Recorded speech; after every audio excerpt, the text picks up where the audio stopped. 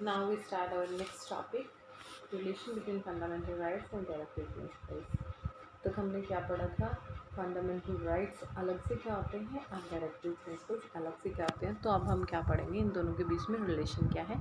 It is possible to see both fundamental right and directive principles as complementary to each other. तो fundamental rights और directive principles आप कह सकते हैं fundamental rights and fundamental duties क्या है, वो कॉम्प्लीमेंट्री हैं एक दूसरे की। Fundamental rights restrain the government from doing certain things. तो जो फंडामेंटल राइट है वो क्या करता है, नियंत्रित करता है सरकार को कुछ चीज़ें करने से। कुछ अधिकार है जो कि सिटीजन्स के पास है कि सरकार उनको क्या नहीं कर सकती, रोक नहीं सकती, उनके ऊपर प्रतिबंध नहीं लगा सकती कुछ इमरजेंसी जैसी कंडीशंस को छोड़ के। ठीक है, तो फंडामेंटल राइट क्या करते हैं, रेस्ट्रेन करते हैं गवर्नमेंट को, जबकि डायरेक्टिव प्रिंसिपल क्या करते हैं, exhort the government to do certain things. तो डायरेक्टिव प्रिंसिपल्स क्या करते हैं, समझाते हैं या आप कह सकते हैं परामर्श देते हैं सरकार को कुछ चीज़ें करने के लिए। तो ये फ़र्क है डायरेक्टिव प्रिंसिपल्स में और फंडामेंटल राइट्स में। तो डायरेक्टिव प्रिंसिपल्स की गोल्स क्या है, welfare of the people, social economic and political justice. Main goal है इसका लोगों की भलाई और सामाजिक, पॉलिटिकल और इकोनॉमिक न्याय होना चाहिए। Raising the standard of living, equitable distribution of resources. तो लोगों का जो जीवन यापन करने का तरीका है, वे ऑफ लाइफ है, स्टैंडर्ड ऑफ लिविंग है, उसको इम्प्रूव करना, रेज करना, और जो रिसोर्सेज का डिस्ट्रीब्यूशन है उसको इक्वल रखना। Promotion of international peace, international peace की प्रमोशन मेन गोल है डायरेक्टिव प्रिंसिपल्स का। पॉलिसीज़ क्या है डायरेक्टिव प्रिंसिपल्स में, uniform civil code, prohibition of consumption of alcoholic liquor. तो क्या है, यूनिफॉर्म सिविल कोड हो जिसमें क्या है कि prohibition of consumption of alcoholic liquor में क्या है कि प्रतिबंध हो किसके ऊपर, कंजप्शन पे, सेवन पे, शराब के सेवन पे आप कह सकते हैं प्रतिबंध हो। दूसरा क्या है, प्रमोशन ऑफ कॉटेज इंडस्ट्रीज, जो कुटीर उद्योग है उनका प्रमोशन करना। Prevention of slaughter of useful kettles. तो जो यूज़फुल कैटल्स होती है जिनको काट दिया जाता है चमड़े वगैरह निकालने के लिए, इस वजह से इनका क्या करना है, प्रिवेंशन करना है, इनको भी रोकना है। प्रमोशन ऑफ विलेज पंचायत की प्रमोशन करना। डायरेक्टिव प्रिंसिपल्स में नॉन जस्टिसेबल राइट्स क्या है, educate livelihood, equal pay for equal work for man and women, right against economic exploitation, right to work, right of children to free and compulsory education. तो ये सब चीज़ें क्या है, non justiciable right है हमारे डायरेक्टिव प्रिंसिपल्स के। Principles exhort the government, so fundamental right mainly protect the right of individual while directive principle ensure the well-being of the entire society। तो फंडामेंटल राइट क्या करते हैं, प्रोटेक्ट करते हैं individuals के राइट को, जबकि डायरेक्टिव प्रिंसिपल्स क्या करते हैं, इंश्योर करते हैं सोसाइटी की, एंटायर सोसाइटी के वेलबिंग, पूरी सोसाइटी की भलाई को। ठीक है, however at times when government intend to implement directive principle of state policy it can come in conflict with the fundamental right of the citizen।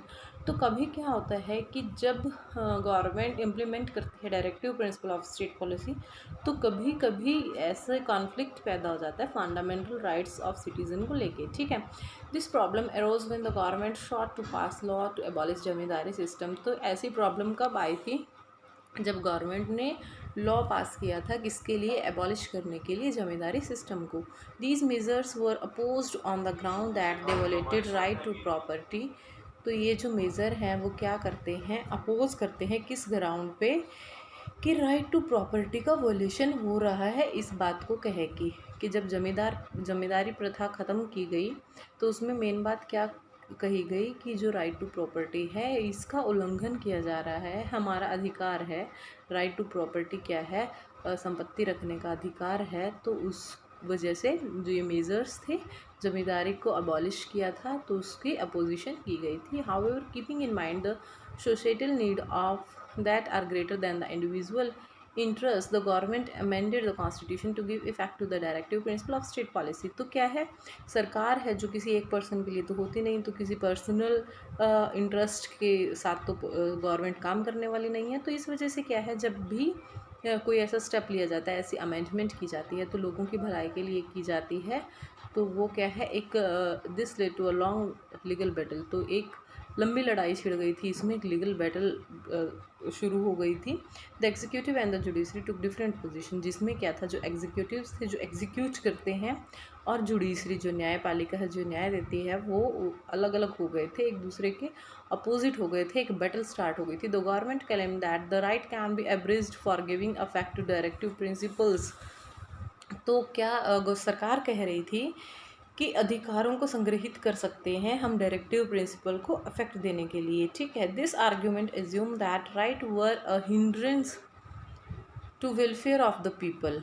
इस जो ये आर्ग्यूमेंट दिया था, इसको क्या समझा गया कि जो अधिकार हैं, जो मानव अधिकार जो हमें मिले हैं, फंडामेंटल राइट्स मिले हैं, हमारे मूलभूत अधिकार हैं, वो क्या है, समाज की या फिर लोगों की भलाई में फिर वो हिंड्रेंस है, बाधा उत्पन्न करते हैं। इससे तो फिर ये समझा जाए।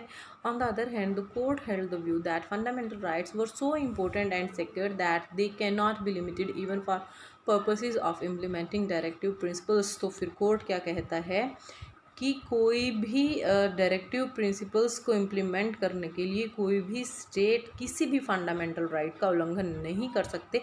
फंडामेंटल राइट्स ज़्यादा पवित्र हैं और ज़्यादा ज़रूरी हैं as compared to directive principles जो स्टेट पॉलिसी हैं उनसे।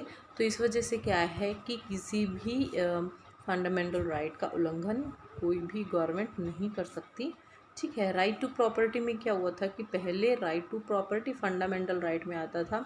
जैसे ही जमींदारी प्रथा को ख़त्म किया गया, अबॉलिश किया गया, तो उसके बाद क्या हुआ, इसको कॉमन लॉ होता है ना, जो कॉमन राइट बना दिया गया। Finally, in 1973, the Supreme Court gave a decision that the right to property was not a part of basic structure of the Constitution and therefore तो जो बेसिक स्ट्रक्चर है, जो हमारे फंडामेंटल राइट्स हैं, उसका पार्ट अब नहीं रह गया था राइट टू प्रॉपर्टी 1973 के बाद से। And therefore parliament had power to abridge this right by the amendment. अब पार्लियामेंट के पास पावर थी, अगर इसमें कोई भी चेंज करना था तो उसको चेंज कर सकते थे, कोई अमेंडमेंट करनी थी तो अमेंडमेंट कर सकते थे राइट टू प्रॉपर्टी को। In 1978 the 44th amendment to the constitution remove the right to property from the list of fundamental rights and converted it into a simple legal right.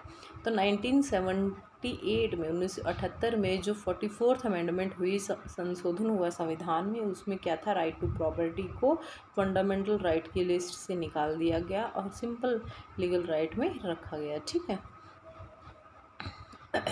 This generated another complicated debate. तो इससे क्या हुआ, तो right to property को जो fundamental right से निकाल दिया और सिंपल राइट में रखा गया, तो इससे क्या हुआ, एक और डिबेट खड़ी हो गई, एक और कॉम्प्लिकेटेड सिचुएशन आ गई। This related to the amendment of the constitution.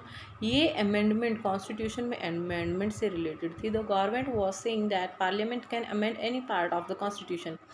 तो सरकार क्या कह रही थी कि पार्लियामेंट किसी भी पार्ट में अमेंडमेंट कर सकता है संविधान के। The court was saying that parliament can not make an amendment that violated fundamental rights. तो कोर्ट क्या कह रहा था कि कोई भी सरकार या फिर पार्लियामेंट किसी भी तरह का संशोधन नहीं कर सकती फंडामेंटल राइट्स में, सरकार के पास कोई अधिकार नहीं है। This controversies was settled by an important decision of the Supreme Court in Kesavananda Bharati case. तो इस जो ये फंडामेंटल राइट वाली जो कॉन्ट्रोवर्सी चल रही थी, इसमें क्या है, सुप्रीम कोर्ट में जो केशवानंदन भारती केस चल रहा था उसका डिसीजन आया। In this case the court said that there are certain basic feature of the constitution and this can not be changed by parliament. तो सरकार को क्या कहा गया कि कुछ बेसिक फीचर हैं संविधान के जिनको सरकार या पार्लियामेंट भी चेंज नहीं कर सकती। We shall discuss this in greater detail in chapter 9 on constitution as a living document. इसके बारे में डिटेल में हम चैप्टर 9 में पढ़ेंगे, constitution as a living document में। इसके साथ हमारा चैप्टर हो जाता है ख़त्म। हम नेक्स्ट वीडियो में क्वेश्चंस कर लेंगे, एक्सरसाइज कर लेंगे। ओके,